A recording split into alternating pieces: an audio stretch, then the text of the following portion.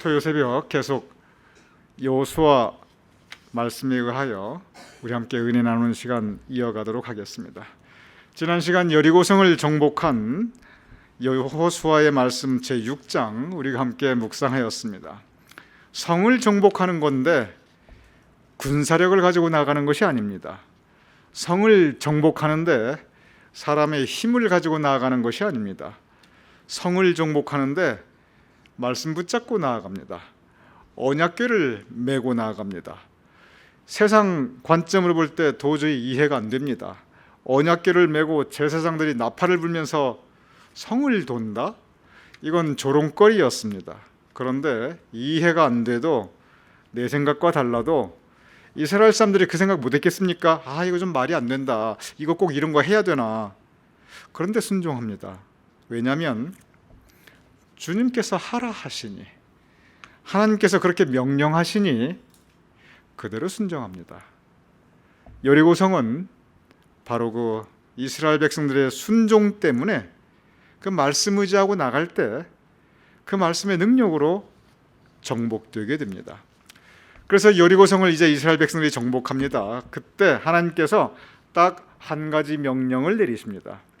하나님께서 내리신 명령이 뭐냐면 여호수아 6장 17절에 나타납니다. 우리 같이 읽어보지요. 시작. 이 성과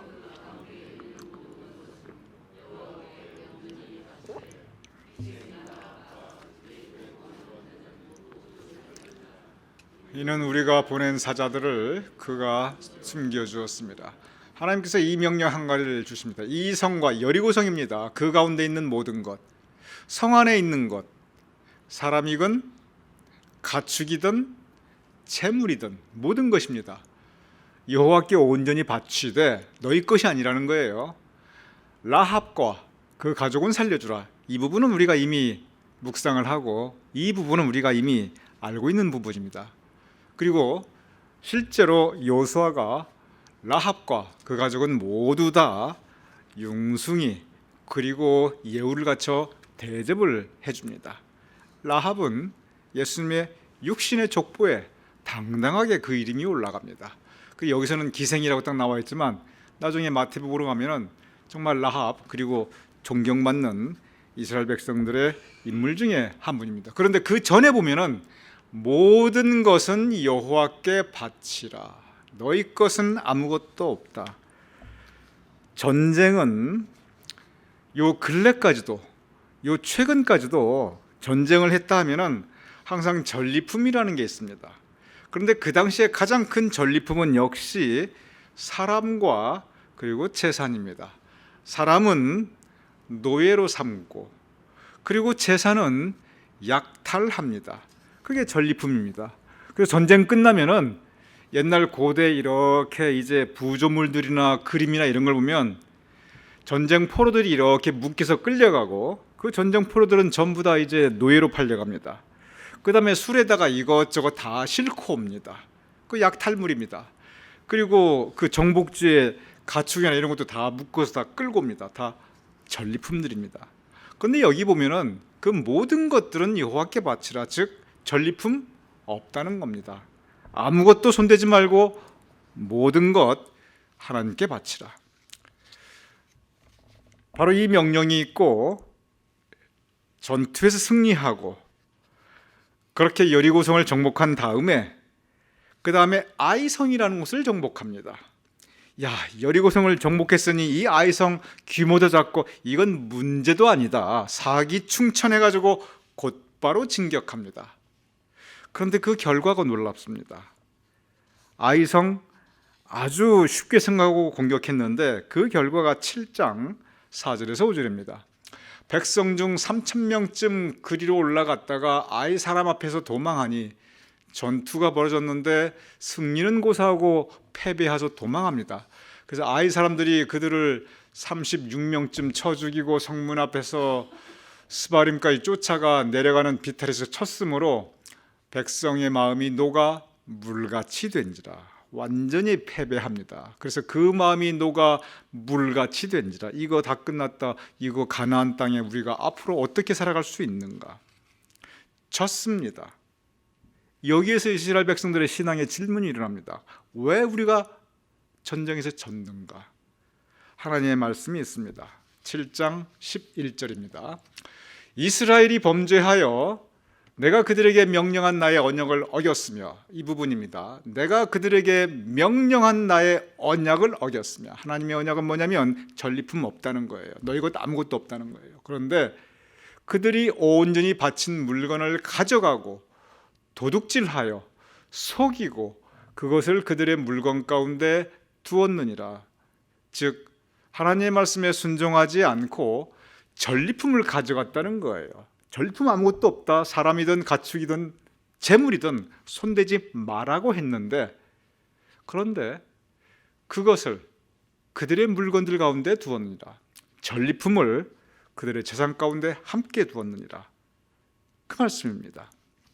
그래서 그러면 누가 그랬는가?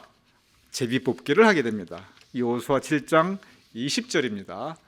아간이 여호수아에게 대답하여 이르되 참으로 나는 이스라엘의 하나님 여호와께 범죄하여 이러이러하게 행하였나이다. 성경에 제비뽑기가 많이 나옵니다. 그런데 이번에도 제비뽑기를 해서 누가 하나님께 범죄하였는가? 그래서 아간이 뽑히게 됩니다. 아간, 많은 분들이 여러분 가운데 아간이라는 이름을 대부분 기억하실 것입니다. 근데 아간이 좋은 그 인물로 기억되지 않아요. 하나님의 명령을 어긴, 그리고 하나님께 손대지 말라고 한, 하나님의 것에 손댄 나쁜 사람으로 우리가 기억되고 있습니다. 그래서 아간이 뽑히고 그에 대한 심판이 이루어집니다. 아름답지 못한 이야기지만 성경 말씀이니까 같이 나누어 보도록 하겠습니다. 7장 25절, 26절입니다. 온 이스라엘이 그를 돌로 치고 물건들도 돌로 치고 불사르고, 아간만 이렇게 돌로 친 것이 아니라 아간과, 죄송합니다, 경대성에서 성경 말씀이니까 그의 온 가족과 그의 온 재산과 짐승까지도, 그리고 그의 모든 물건까지도 다 쳐부수고 불사르고 돌을 쌓아버립니다. 그리고 거기에 그것을 아골골짝이라고 이름을 짓습니다. 찬송가에 아골골짝 같은, 그래서 아골골짝이 나오는데 이 아골골짝이 바로 그때 이제 시작되게 됩니다. 그래서 7장 25장 26절 저렇게 심판을 받고 그리고 돌을 쌓아서 아골골짝이라고 명령하게 됩니다. 이것이 아간의 범죄입니다. 먼저 여러분께 한 가지 드릴 말씀이 뭐냐면, 이 아간의 범죄에 대해서 제가 두 가지를 말씀드리고자 합니다. 첫째는 기독교 역사 가운데 특별히 근래 한국에서 한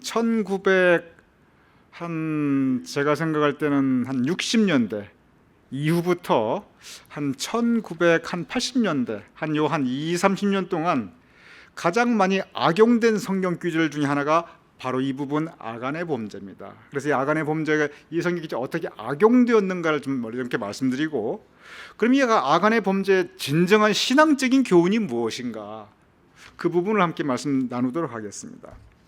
먼저 이 아간의 범죄가 한국에서 특별히 많이 악용되었는데, 그것도 이단들에게서, 워낙 한국에 이단들이 많았습니다. 그게 뭐냐면 논리가, 봐라, 하나님께 다 바치라고 그랬다, 남김없이 바치라고 그랬다.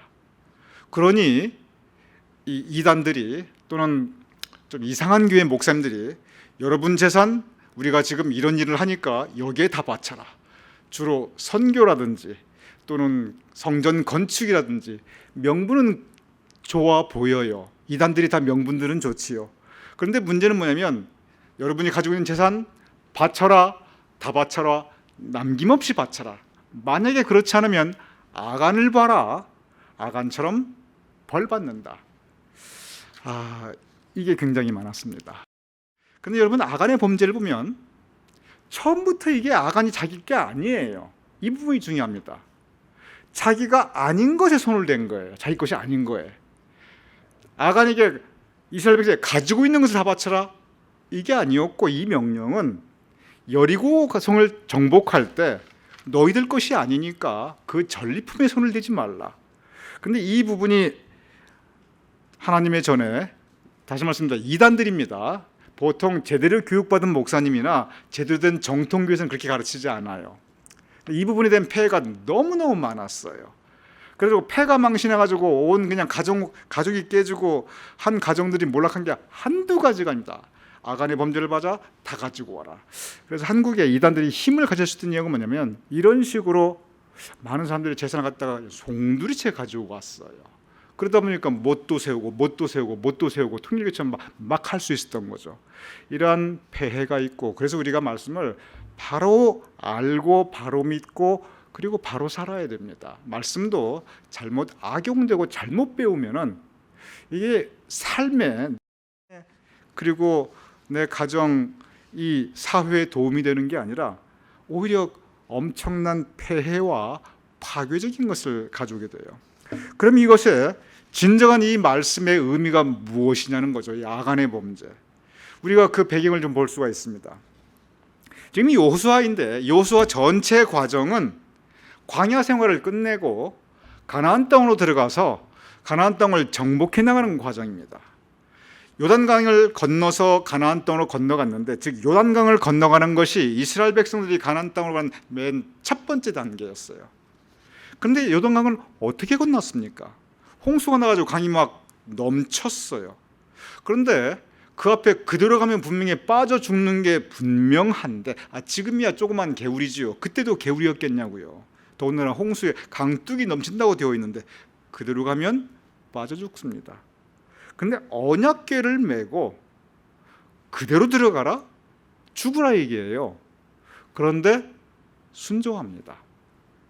그리고 언약궤를 메고 그 홍수가 범람하는 그 요단강에 발을 닿았을 때 그때 비로소 물이 그치기 시작했어요. 홍해바다 기적하고 달라요. 홍해바다는 다 물이 갈라지고 마른 땅을 지나갔지만 요단강에 물이 그친 것은 발을 담궜을 때 그때 그쳤어요. 즉 발을 담그기 전까지는, 첫 발을 내딛기 전까지는 죽을 각오 한 거예요. 그런데 갔어요. 왜? 하라 하시니까. 요단강의 기적이 뭐냐면 세상적인 관점으로 봤을 때는 도무지 이해가 안 되는데 하나님께서 하라 하시니 그 말씀에 순종한 것입니다. 무엇으로? 언약궤, 믿음 가지고. 즉 요단강이 물이 마르고 마른 땅으로 건너가는 그 기적은, 즉 가나안 땅에 들어간 첫 기적은 뭐였냐면 믿음 가지고 말씀에 순종하는 것. 그때 기적이 일어난 거예요. 여리고성도 생각해 보시기 바랍니다. 제 세상에 언약궤를 메고 나팔을 불고 뱅글뱅글 돌아라? 세상적으로 보면 웃기는 얘기예요. 그런데 말씀에 순종하거든요. 왜? 언약궤가 뭐냐면 하나님께서 여기 계시다는 하나님에 대한 믿음의 상징입니다. 믿음을 가지고 말씀에 순종합니다. 그랬을 때 여리고성이 무너졌어요. 오늘 이 본 말씀, 여리고성을 정말 함께 주신 한 가지 말씀, 전리품에 손대지 말라? 이것도 이해가 안 되는 말이에요. 공격을 해서 승리를 했으면 전리품을 가져와야지. 그런데 그 전까지 요단강 건너가는 것도 순종을 했고 여리고성을 뱅글뱅글 도는 것도 순종을 하는데 전리품에 손대지 말라 이 말씀에는 온전히 순종을 안 합니다. 여기에 하나님께서 우리에게 주시는 신앙의 교훈이 있어요. 우리 믿음 가운데 가장 중요한 것은 역시 그것은 말씀 믿고 순종하는 겁니다. 구원의 말씀을 믿고 예수 그리스도의 십자가 피공로를 믿고 그 말씀 그대로 순종하는 거예요. 근데 아간의 범죄의 근본은 뭐냐면 순종하지 않은 거예요. 하나님에 대한 믿음 그리고 말씀에 대한 순종, 이것을 가로막는 장애물들이 여러 가지가 있습니다. 그런데 말씀의 순종, 그 믿음의 장애물 중에 가장 큰 것 중에 하나는, 그것은 뭐냐면 재물에 대한 욕심이에요. 바로 그것을 가르치고 있습니다. 재물에 대한 욕심. 이미 주신 것이 있습니다. 하나님께서 우리에게 주신 것이 있어요. 그래서 우리가 가지고 있는 것들이 있습니다. 그것은 하나님께서 우리에게 주신 은혜예요. 우리가 가진 은혜를 감사하고 그 은혜 가운데 살아가면 됩니다. 그런데 아간의 범죄의 근본은 뭐냐면 하나님 은혜 바깥에 있는 내 것이 아닌 물질에 대한 욕심, 재물에 대한 탐욕, 그것이 우리의 믿음에 대한 방해물, 말씀에 순종하고자 하는 우리 신앙의 순수함, 여기에 대한 장애물, 그때나 지금이나 가장 큰 것 중에 하나예요. 계속 말씀에 순종하라 말씀하시면서 무엇이 우리로 하여금 말씀에 순종하지 않게 하는가? 믿음 가지고 살아라 강조하면서 지금 요단강의 기적이나 여리고성의 기적이나 모두 그 같은 주제예요. 믿음 가지고 살아라, 말씀에 순종하라. 무엇이 우리로 하여금 믿음 가지고 사는데 큰 방해가 되는가? 무엇이 우리로 하여금 말씀에 불순종하게 하는가? 여러 가지가 나옵니다. 그런데 가장 큰 것 중에 하나로, 어쩌면 가장 큰 것으로 물질에 대한 욕심, 내 것이 아닌 것에 대한 탐욕, 바로 이것을 악원의 범죄에서 하나님께서 우리에게 경계해 주고 계십니다. 그 이후에 하나님께서 다시 공격하라 말씀을 주십니다. 이번에는 순종합니다. 여호수아 8장 27절입니다. 우리 같이 읽어보시죠. 시작.